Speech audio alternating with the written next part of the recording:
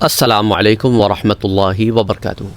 ایک اور بہت زیادہ پوچھے جانے والا سوال خودکشی سے متعلق ہے کہ خودکشی کرنے والے کے ساتھ برزخ میں آخرت میں کیا معاملہ ہوگا۔ اس کو ڈسکس کرنے سے پہلے دو تین ایسی باتیں ہیں جو میں آپ سے ڈسکس کرنا چاہتا ہوں، جو بہت زیادہ پوچھی جاتی ہیں اور لوگوں کے اندر یہ ایک قسم کی آپ سمجھ لیں غلط فہمی بھی ہے اور کانسیپٹ کے کلیئر نہ ہونے کی وجہ سے بھی سوالات پیدا ہوتے ہیں۔ ایک تو یہ کہ وہ ایک سوال جو بہت زیادہ آتا ہے کہ سر اگر وہ خودکشی نہ کرتا تو پھر وہ آج بھی جی رہا ہوتا۔ دیکھیں، یہ جو قسمت کے معاملے ہوتے ہیں نا، اس میں اگر مگر نہیں ہوتا۔ اگر وہ دوائی نہ کھاتا تو وہ آج بھی زندہ ہوتا۔ اگر وہ اس دن 4 بجے نہ نکلتا، اس کا ایکسیڈنٹ نہ ہوتا تو پھر وہ آج بھی زندہ ہوتا۔ یہ اگر مگر مومن نہیں کرتا۔ دیکھیں، کوئی وقت سے پہلے نہیں جاتا اور کسی کا وقت آ گیا ہو تو وہ رک نہیں سکتا۔ ہر ایک کا وقت مقرر ہے۔ اب وہ کیسے جائے گا، وہ صورتحال مختلف ہو سکتی ہے۔ اچھا، وہ لوگ جو اپنے ہاتھوں سے اپنی جان لے لیتے ہیں نا، وہ یہ نہیں ہوتا کہ وہ وقت سے پہلے چلے گئے یا انہوں نے قسمت کے اوپر اپنا فیصلہ صادر کر دیا۔ نہیں، انہوں نے ایسے ہی جانا تھا۔ پھر لوگ ایک اور سوال کرتے ہیں، اچھا اگر انہوں نے ایسے ہی جانا تھا اور اللہ نے ان کی ایسے ہی موت لکھی تھی تو بھئی ان کی پکڑ کیوں خودکشی پہ؟ دیکھیں، اللہ سبحانہ و تعالیٰ یہ چیزیں ہم پہ فورس نہیں کرتا۔ اپنے علم سے اس نے وقت سے پہلے لکھا ہوتا ہے کہ جب اس آدمی کو فلاں سچویشن سامنے آئے گی نا تو یہ فلاں کام کرے گا۔ پھر لوگ کہتے ہیں کہ اچھا اگر اللہ سبحانہ و تعالیٰ اپنے علم سے اللہ نے یہ سارے معاملے لکھ دیے تھے کہ فلاں سچویشن میں یہ آدمی اپنی جان لے لے گا اور حالانکہ اس کے پاس دوسرا آپشن بھی ہوگا لیکن یہ اس آپشن کو چوز کرے گا، تو پھر اللہ سبحانہ و تعالیٰ روکتا کیوں نہیں؟ پھر اس معاملے میں تو بھئی دیکھیں نا، پھر دنیا امتحان نہیں رہی۔ دنیا تو امتحان ہے۔ لیبلوکم، ہم تمہیں آزمائیں گے، کبھی خوف سے، کبھی بھوک سے، کبھی تمہاری جانوں میں، کبھی تمہارے مالوں میں، کبھی تمہاری دیگر چیزوں میں۔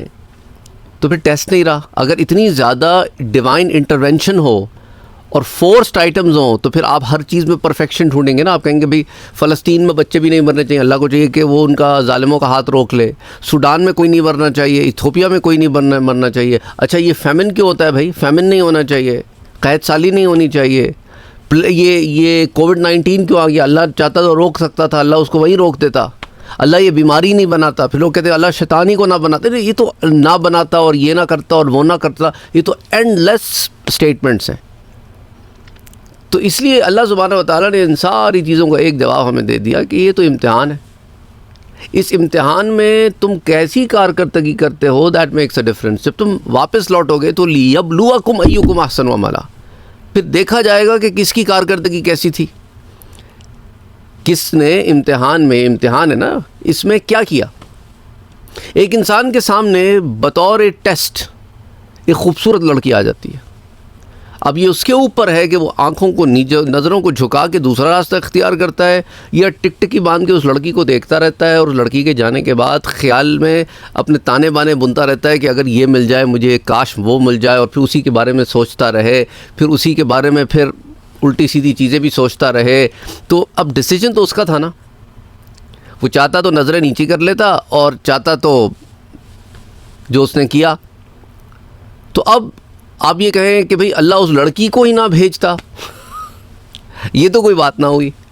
تو اسی اگزامپل سے سمجھانے کا مقصد یہ ہے، اگر ایسا ہوتا ہی نہیں، یہ اگر مگر نہیں کرتا مومن معاملے ہونے کے بعد، یاد رکھنا وہ ایسے ہی معاملے ہونے تھے۔ اچھا، دوسری بات یہ کہ لوگ یہ کہتے ہیں کہ بھئی اگر خودکشی کر لی تو جو حدیث مبارکہ میں وعید آتی ہے وہ کیا سب پر اس کا اطلاق ہوتا؟ بھئی وہ تو آٹزم تھا، اسے وہ تو آٹسٹک چائلڈ تھا، وہ تو مینٹلی ڈسیبلڈ تھا، وہ تو ایسا تھا ویسا تھا، وہ تو فزیکلی گرو ہو گیا تھا۔ تو وہ حدیث مبارکہ بھی تو ہے نا کہ جو شخص مینٹلی اوکے نہیں ہوتا اس پر سے تو قلم اٹھا لیا جاتا ہے۔ جیسے بچے پہ سے قلم اٹھا لیا جاتا ہے، سوئے ہوئے شخص پہ سے قلم اٹھا لیا جاتا ہے، جو شخص کوما میں ہوتا ہے اس پہ سے بھی قلم اٹھا لیا جاتا ہے۔ قلم اٹھا لینے کا معنی کیا ہے کہ جو آپ کی کرامن کاتبین ہیں یہ پھر اس کے اوپر نامہ اعمال نہیں لکھتے اس کا۔ بچے کا تو نامہ اعمال ابھی ہوا ہی نہیں ہوتا نا۔ اسی طرح وہ شخص جو ذہنی طور پر معاف ہو، یا وہ شخص جو دواؤں کے اثر میں ہو، یا وہ شخص جو کوما میں ہو، سویا ہوا ہو، بے ہوش ہو، ان پہ تو ہے ہی نہیں معاملہ اس طرح کا کچھ۔ تو اس لیے اگر کوئی شخص از ناٹ مینٹلی اوکے یا کسی بھی قسم کی ایسی سچویشن میں ہو کہ he is not 100% okay and he does certain things, اور وہ ایسے کوئی کام کر بیٹھتا ہے تو اس کا معاملہ جداگانہ ہے۔ معاملہ تو ان کے لیے سخت ہے جو جان بوجھ کر یہ کام کرتے ہیں، بلکہ آج کل تو ویڈیوز بھی ریکارڈ کرا رہے ہیں مرنے سے پہلے. وہ ایک پرنسپل صاحب کی ویڈیو آئی ہے جو اپنی بچی کو لے کے مر گیا، انا للہ و انا الیہ راجعون. یعنی خود بھی مر گیا، اپنی ننھی بیٹی کو بھی مار دیا اس نے، اور اس پہلے ویڈیو ریکارڈ کرائی، میں تنگ آ گیا ہوں، پتہ نہیں بیوی سے اس کے کیا مسئلے چل رہے تھے کہ میری بیٹی نہ چھن جائے اور پتہ نہیں کیا. انا للہ و انا الیہ راجعون. دیکھو یہ جو ہمارے جسم ہے نا، یہ اور ہماری جو جان ہے، یہ اللہ کی امانت ہے، اسے ہم نہیں لے سکتے، یہ ہماری ہے ہی نہیں. اب میں آپ کے گھر آ کے آپ کی گاڑی لے جاؤں، آپ تو پیچھے کیا کرو گے؟ پھر تھانے جاؤ گے نا، رپورٹ درج کراؤ گے، FIR کٹواؤ گے. کیوں کٹواؤ گے بھائی؟ میری مرضی، مجھے اچھی لگی، میں اٹھا کے لے گیا. آپ کہیں گے بھائی تمہاری تھی نہیں، تم اٹھا کے لے گئے، کیا مطلب؟ یہی معاملہ ہے کہ جب ہماری یہ ہے ہی نہیں اور ہم اس کو جیسے مرضی چاہے استعمال کرتے پھریں کہ میرا جسم میری مرضی نہیں چلتی. یہ اللہ کی طرف سے دیا ہوا ہمیں جسم ہے، اس کی امانت ہے، اور یہ جان بھی اللہ کی دی ہوئی ہے، یہ طاقت بھی اللہ کی دی ہوئی ہے، یہ ساری چیزیں اللہ کی دی ہوئی ہیں. یہ جب انسان کو بات سمجھ میں آ جائے نا تو پھر ان چیزوں سے ویسے ہی رک جاتا ہے. وہ یہ سمجھ رہا ہوتا ہے کہ یہ سب کچھ میرا ہے، اس لیے وہ اس کے اندر اپنی مرضی سے کر رہا ہوتا ہے جو کر رہا ہوتا ہے. اچھا، تو اسی لیے جو ہے یہ بات یاد رکھیں. اچھا، اب میرے پاس اسپیسیفک سچویشنز نہ بھیج دیا کریں پلیز کہ ان سرکمسٹانسز کے اندر ڈیتھ ہوئی، اب آپ اس کا فائنل ورڈکٹ دیں کہ کیا یہ کس کیٹیگری میں فال ہوتی ہے. I am not here to put judgement on any case.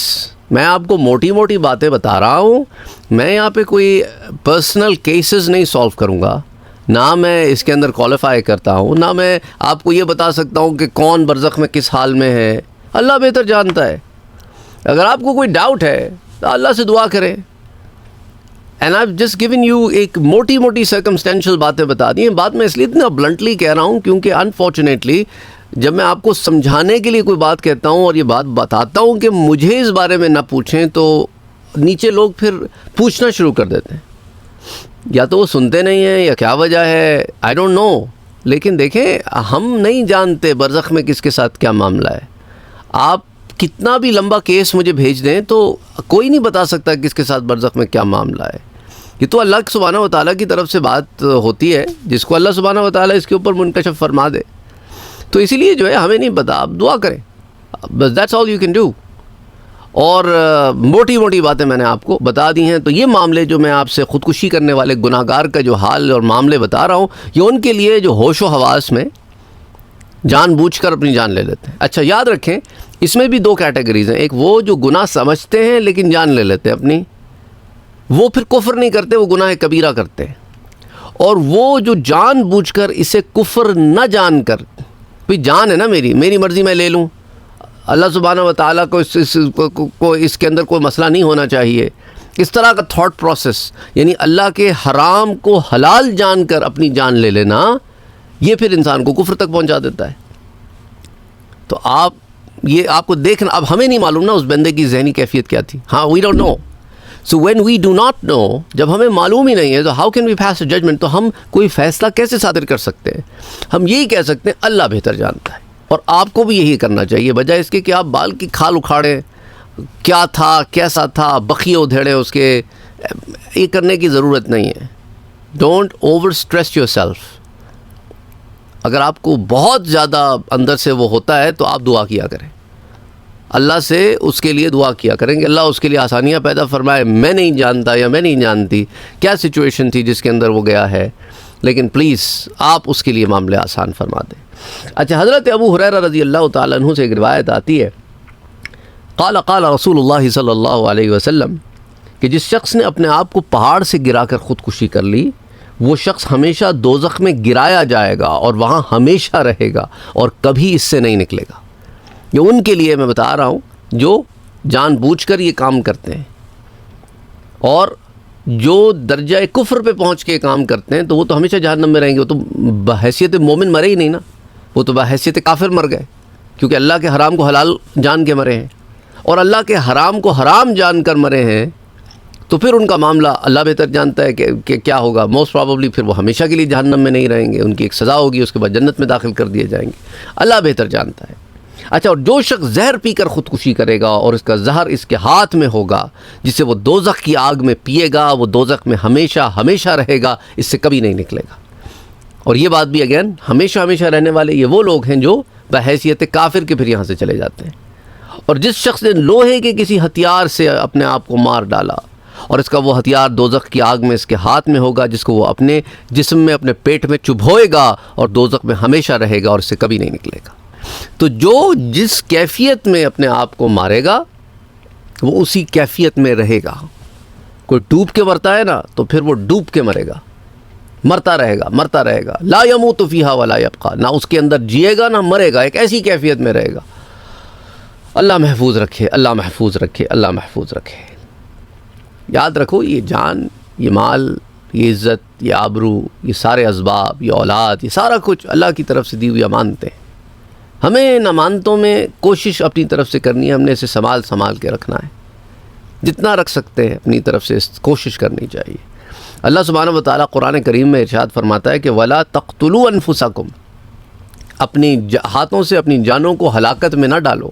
اس کے اندر گناہ بھی ہے، اس میں معصیت بھی ہے، اس میں جہنم کا راستے کی طرف بھی چلنا ہے، اور اسی طرح جو ہے اپنی جان کا لے لینا ہے. اور جو بھی انسان جو ہے جس کو غلط چیزیں ساری اس میں انکلوسیو ہیں. ان اللہ کان بکم رحیما، یقین مانو کہ اللہ تمہارے اوپر مہربان ہے. اللہ تمہارے اوپر مہربان ہے تو تم کیسے انگزائٹی اور ڈپریشن کا ایشو بنا کے پھر اپنی جانیں لے لیتے ہو؟ جان کا لے لینا از ناٹ اے سلوشن. اللہ رحیم ہے، کسی جان پر اتنا بوجھ نہیں ڈالتا جتنا وہ برداشت نہ کر سکے. ایک اور جگہ اللہ فرماتا ہے وَلَا تُلْقُوا بِأَيْدِيكُمْ إِلَى التَّهْلُكَةِ، اپنے آپ کو ہلاکت میں نہ ڈالو. تو اب جو ہے اپنے آپ کو ہلاکت میں نہ ڈالو، یعنی ایسے کام نہ کرو جس سے پھر تمہاری دنیا آخرت خراب ہو کے رہ جائے. تو بہرحال اللہ سبحانہ و تعالیٰ آسانیاں پیدا فرمائے، یہی ہم کہہ سکتے ہیں. اللہ سبحانہ و تعالیٰ، آپ دعا کریں کہ اللہ ان لوگوں کے لیے آسانیاں پیدا فرمائے. حضور اکرم صلی اللہ علیہ وسلم کا ارشاد گرامی ہے، حضرت جابر بن سمرہ رضی اللہ تعالیٰ عنہ سے روایت کرتے ہیں کہ حضور صلی اللہ علیہ وسلم کی خدمت میں ایک جنازہ لایا گیا جس نے تیز دھار ہتھیار سے اپنے آپ کو قتل کر لیا تھا. حضور اکرم صلی اللہ علیہ وآلہ وسلم نے اس کی نماز جنازہ نہیں پڑھی. تو تمام اہل علم کا اس پر اتفاق ہے کہ امام وقت اور نیک لوگوں کو خودکشی کرنے والے کے جنازے میں شریک نہیں ہونا چاہیے. البتہ عام لوگ اس کا جنازہ پڑھا کر اسے دفن کر دیں تاکہ دوسروں کو عبرت حاصل ہو.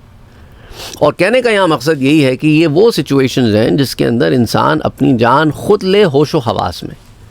یہ معاملہ بھی بہت ضروری ہے کہ ہوش و حواس کے اندر جو یہ کام کرتے ہیں نا ان کے بارے میں یہ بات آئی ہے. اب ہمیں نہیں پتا کہ ان کی مینٹل سٹیٹ کیا تھی، انہوں نے جان بوجھ کے کیا تو کیا حرام کو حلال جان کے کیا یا حرام کو حرام جان کے، گناہ کبیرہ ہی جان کے کیا، یہ ہم نہیں جانتے. اچھا، خودکشی کے بارے میں حضرت جابر رضی اللہ تعالیٰ عنہ ایک واقعہ بھی بیان فرماتے ہیں کہ حضور اکرم صلی اللہ علیہ وآلہ وسلم ہجرت فرما کے مدینہ منورہ تشریف لائے. تو آپ کو یاد ہوگا سیرت النبی صلی اللہ علیہ وسلم میں ایک صحابی کے بارے میں ہم نے بات کی تھی، حضرت طفیل ابن عمر الدوسی، قبیلہ دوس سے تشریف لائے تھے اور آپ آ کے مکے میں مسلمان ہوئے تھے. اس کا بڑا طویل واقعہ سیرت النبی میں ہم ڈسکس کر چکے ہیں. پھر آپ واپس اپنی قوم کی طرف چلے گئے، وہاں تبلیغ کی. مدینہ میں پھر آپ اپنی قوم کے، اپنے قبیلے کے بعض لوگوں کے ساتھ تشریف لائے اور آپ کے ساتھ کچھ لوگوں نے ہجرت کی. تو ان میں سے ایک آدمی تھا، وہ شخص مدینہ میں آ کے بیمار ہو گیا اور جب مرض نے شدت اختیار کی تو اس سے صبر نہ ہو سکا. تو اس نے تیر لے کر نا، اس کے آگے کا جو حصہ ہوتا ہے نا، شارپ ایج جو ہوتا ہے، اس نے اپنی انگلیوں کے جوڑ کاٹ ڈالے. اس کی وجہ سے اس کے دونوں ہاتھوں سے اتنا خون نکلا کہ وہ مر گیا. اس کے مرنے کے بعد ایک دن حضرت طفیل ابن عمر دوسی جو ہیں، انہوں نے اس شخص کو خواب میں دیکھا اور اس حال میں دیکھا کہ اس کی حیت تو اچھی تھی مگر وہ اپنے دونوں ہاتھوں کو چھپا رہا تھا. حضرت طفیل نے اس سے پوچھا کہ تمہارے رب نے تمہارے ساتھ کیا معاملہ کیا؟ اس شخص نے کہا اللہ نے مجھے اس وجہ سے بخش دیا کہ میں نے حضور صلی اللہ علیہ وآلہ وسلم کی طرف ہجرت کی تھی. یعنی یہ شخص جب فوت ہوا تو اس نے حرام کو حلال جان کے اپنے ساتھ یہ معاملہ نہیں کیا، اس نے حرام کو حرام ہی کنسیڈر کیا، لیکن شدت برداشت نہیں ہوتا تھا تو اس نے وہ کر دیا. اور اس کو ہو سکتا ہے اس نے جب کیا تو اس کو یہ بھی نہیں تھا کہ میں اس سے مر جاؤں گا. اس نے کہا کہ میں ذرا پین کی ڈائیورژن کے لیے اس نے یہ کام کیا ہو کہ پین ڈائیورٹ ہو جائے کہیں اور. بہرحال جو بھی وجہ ہو وہ ان لوگوں میں سے نہیں تھا جو کفر کی حالت میں مرے ہو. تو یہ کہتا ہے کہ اللہ نے مجھے بخش دیا کیونکہ میں نے حضور صلی اللہ علیہ وآلہ وسلم کی طرف ہجرت کی. تو حضرت طفیل نے کہا کہ میں تمہیں اپنے دونوں ہاتھ چھپائے ہوئے دیکھ رہا ہوں، تم اپنے ہاتھ نہیں دکھاتے مجھے، یہ کیا وجہ ہے؟ اس نے ایک بڑی حسرت کے ساتھ کہا کہ پروردگار کی طرف سے مجھ سے کہا گیا ہے کہ جس چیز کو تم نے خراب کیا ہے ہم اس کو ہرگز درست نہیں کریں گے۔ جب طفیل نے خواب حضور اکرم صلی اللہ علیہ وآلہ وسلم کے سامنے پیش کیا تو آپ نے فرمایا اے اللہ اس کے دونوں ہاتھوں کو بخش دے، یعنی حضور نے اس شخص کے لیے دعا فرمائی کہ باری تعالیٰ جب تو نے وہ پورا بندہ ہی بخش دیا تو اس کے ہاتھوں کو بھی بخش دے۔ اور پھر میرے مدنی کی دعا اللہ نے قبول فرمائی ہوگی، امید ہے ہمیں، اور پھر اللہ نے ان شخص کے دونوں ہاتھوں کو بھی بخش دیا ہوگا اور اسے برزخ میں ٹھیک کر دیا ہوگا۔ بہرحال کہنے کا مقصد یہ ہے کہ اگین یہ واقعہ بیان کرنے کا مقصد یہ اسی بات کو کلیئر کرنا ہے جو آپ کے مائنڈ میں رہی ہے اور جسے میں نے اس ویڈیو کے پہلے 10 منٹ میں کلیئر کرنے کی کوشش کی ہے، اور باقی کے 8-9 منٹ جو میں نے آپ کے ساتھ لگائے ہیں وہ کچھ ایویڈنسز ہیں قرآن اور حدیث کی روشنی میں جو آپ کے سامنے پیش کیے ہیں۔ تو امید کرتا ہوں کہ اس 18-19 منٹ جو بھی جتنی بھی لمبی ویڈیو ہے اس کے اندر آپ کے سوالات کے جوابات بھی آپ کو مل گئے ہوں گے۔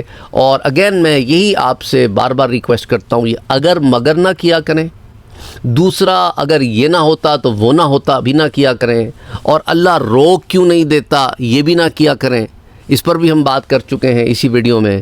تو یہ جو سارے آپ کے عقدے ہیں نا یہ یہیں حل ہو جاتے ہیں اگر آپ اس شروع کے 10 منٹ کے اوپر اس ویڈیو کے اگر آپ ایمفیسائز کر کے اسے بے شک بار بار سنیں تو majority of your questions get answered, زیادہ تر سوالات کے جواب مل جائیں گے، کیونکہ وجہ یہی ہے کہ لیبلوکم ایکم احسن عملا، کہ یہاں پر بھیجا ہی امتحان کے طور پر ہے، اور واپس پھر امتحان میں کارکردگی کیسی کر کے آئے وہ دیکھی جاتی ہے۔ ہم وہ اسٹوڈنٹ تو نہیں بن سکتے نا جو ٹیچر سے آ کے کہنے لگے کہ آپ نے پیپر ایسا کیوں بنایا ہے، مجھے تو سمجھ ہی کوئی سوال نہیں آتا، اور ٹیچر کہے بھی سوال تو سارے سلیبس سے آئے ہیں، تم نے پڑھا نہیں تو میں کیا کروں، یا تم اپنے آپ کو اپلائی نہیں کر رہے تو میں کیا کروں، سوال سارے اسی سلیبس میں سے ہیں جو میں کلاس میں پڑھایا ہے۔ تو بہرحال سوالات سلیبس میں سے ہی ہیں، بعض سوالات مشکل ہوتے ہیں بعض لوگوں کے لیے، وہی سوالات بعض لوگوں کے لیے آسان ہوتے ہیں، تو جن کے لیے وہ سوال آسان ہوتے ہیں ان کے لیے کوئی اور سوال مشکل ہوتے ہیں۔ بہرحال اللہ سبحانہ و تعالی آسانیاں پیدا فرمائے، اپنا اور اپنوں کا بہت خیال رکھیے گا۔ برزخ سیریز میں انشاءاللہ پھر اگلے درس میں پھر ہم کسی اور گناہ کا بھی تذکرہ کریں گے کہ پھر اس کا امپیکٹ آخرت میں کیا ہوتا ہے۔ امید کرتے ہیں کہ ان دروس سے آپ کے علم میں اضافہ ہو رہا ہوگا اور آپ کو سیکھنے کے لیے چیزیں مل رہی ہوں گی۔ کامنٹ سیکشن میں اپنی رائے کا اظہار ضرور کیا کیجئے، کیونکہ اس سے پھر ہمیں پتہ چلتا ہے کہ واقعی آپ کے سوالات کے آپ کو جوابات مل رہے ہیں یا پھر کیا معاملہ ہے، آپ کو بات سمجھ بھی آ رہی ہے کہ نہیں آ رہی ہے۔ ہم اپنی طرف سے ایک کوشش کر رہے ہیں، طالب علمانہ کوشش کر رہے ہیں، امید کرتے ہیں اس امید کے ساتھ کہ اللہ سبحانہ و تعالیٰ اسے قبول فرمائے اور آپ سب کے لیے آسانیاں پیدا فرمائے، اور جو کسی غم میں ہیں انہیں صبر عطا فرمائے، اور جو فوت ہو گئے اللہ انہیں بخش دے، انہیں معاف فرمائے، اللہ ہمارے گناہوں کو بھی بخش دے، اللہ ہم سے بھی راضی ہو جائے۔